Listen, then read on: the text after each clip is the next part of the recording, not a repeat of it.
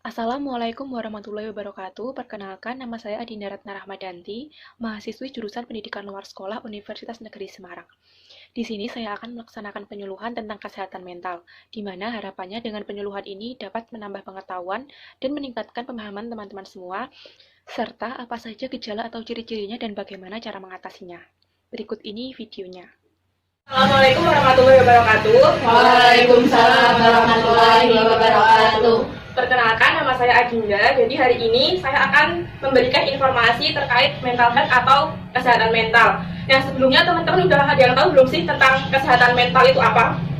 Nah, jadi kalau disimpulkan, mental adalah segala sesuatu yang berhubungan dengan pikiran, batin, watak manusia yang tidak berwujud fisik. Kesehatan mental itu apa sih? Menurut WHO, kesehatan mental adalah kondisi dan kesejahteraan yang disadari individu yang terdapat kemampuan untuk mengelola stres yang wajar serta berperan di lingkungannya. Kesehatan yang baik adalah kondisi ketika batin dalam keadaan tentram dan tenang, sehingga istilahnya kita bisa menikmati hidup kayak gitu. Orang yang bermental sehat dapat menggunakan kemampuan atau potensi dalam dirinya secara maksimal dalam menghadapi berbagai tantangan serta menjalin hubungan yang positif dengan orang lain.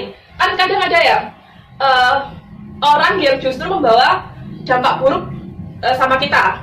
Bahasa sekarangnya mungkin bisa dikatakan orangnya toksik gitu ya. Nah, yang selanjutnya, bagaimana sih seseorang itu dikatakan sehat secara mental? Yang pertama, karena tidak sakit. Sudah pasti ya, yang dikatakan sehat itu tidak sakit.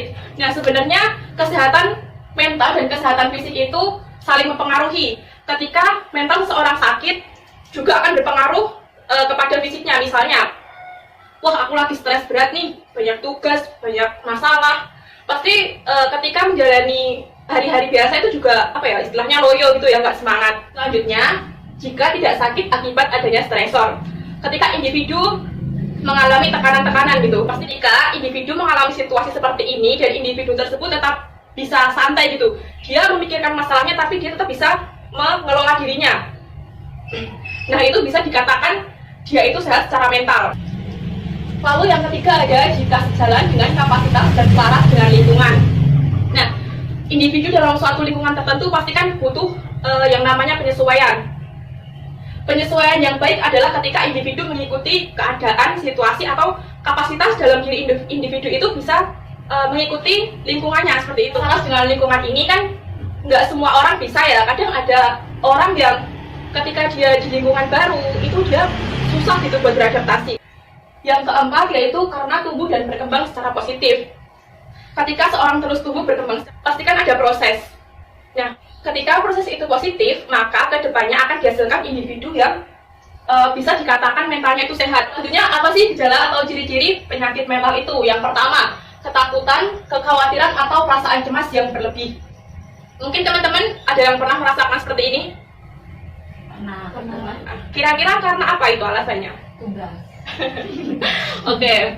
Nah, orang-orang dengan gejala penyakit mental biasanya dia merasa khawatir yang berlebihan, cemas berlebihan seperti itu. Tidak tahu harus berbuat apa, terus takut kalau aku berbuat gini nanti aku diketawain dia, aku dijudge dia. Yang selanjutnya marah berlebihan dan rentan melakukan kekerasan. Misalnya nih, ada orang kesenggol dikit dia langsung marah-marah, bahkan bisa dia sampai melakukan kekerasan. Yang ketiga, mengalami perubahan suasana hati drastis yang menyebabkan masalah dalam hubungan dengan orang lain. Dimana ketika orang dengan gejala penyakit mental ini mengalami perubahan suasana hati, mungkin saat itu dia hatinya lagi sensitif, dia lagi marah, ketika dia kesenggol atau mungkin ada perkataan temannya yang menyinggung, nah dia tuh langsung main fisik, ya emosi gitu ya. Nah itu bisa menyebabkan masalah dalam hubungan dengan orang lain. Yang keempat, iri hati dan memiliki pikiran untuk menyakiti diri sendiri atau orang lain. Nah, teman-teman udah tahu belum sih iri hati itu yang seperti apa? Contohnya seperti apa? Nggak senang lihat orang lain senang. Oke, ada yang lain? Oke, benar banget ya contoh yang udah disebutkan salah satu teman kita tadi, bahwa iri hati itu nggak senang lihat pencapaian orang lain, nggak senang lihat orang lain tuh bahagia gitu. Nah, dengan adanya iri hati ini, kita tuh jadi nggak bahagia. Kalau kita nggak bahagia, pasti kita bisa stres ya. Nah, stres itu nanti bisa, pada beberapa kasus bisa menjadi depresi. Akhirnya dia menyakiti diri sendiri atau orang lain, bahkan dia bisa bunuh diri. Oke, selanjutnya masalah kesehatan mental yang umum terjadi. Yang pertama adalah stres. Stres adalah keadaan ketika seseorang mengalami tekanan yang sangat berat, baik secara emosi maupun mental. Orang yang stres biasanya kelihatan gelisah, cemas, dia mudah tersinggung, dan ya kelihatannya nggak semangat gitu. Yang kedua ada gangguan kecemasan. Kondisi ketika seseorang mengalami cemas berlebih dan sulit dikendalikan, sehingga berdampak buruk pada keseharian. Bagi orang yang normal itu cemas terjadi di beberapa kondisi aja, misalnya ketika mau ujian atau ketika mau interview atau apapun itu. Jadi tidak di semua kondisi dia merasa cemas, tapi pada orang dengan gangguan mental dia merasa cemas di berbagai saat, di tiap saat, sehingga dia akhirnya cuma was-was, takut, deg-degan, terus akhirnya dia tidak bisa menikmati hidupnya. Yang ketiga, depresi, yaitu gangguan suasana hati yang menyebabkan penderitanya terus-menerus merasa sedih. Umumnya, kalau orang normal itu sedihnya beberapa hari aja, tapi pada orang-orang dengan depresi ini, mereka bisa sedih hingga berminggu-minggu, bahkan berbulan-bulan. Lalu upaya apa sih yang bisa kita lakukan untuk mencegah gangguan mental? Yang pertama, menerima dan menghargai orang lain.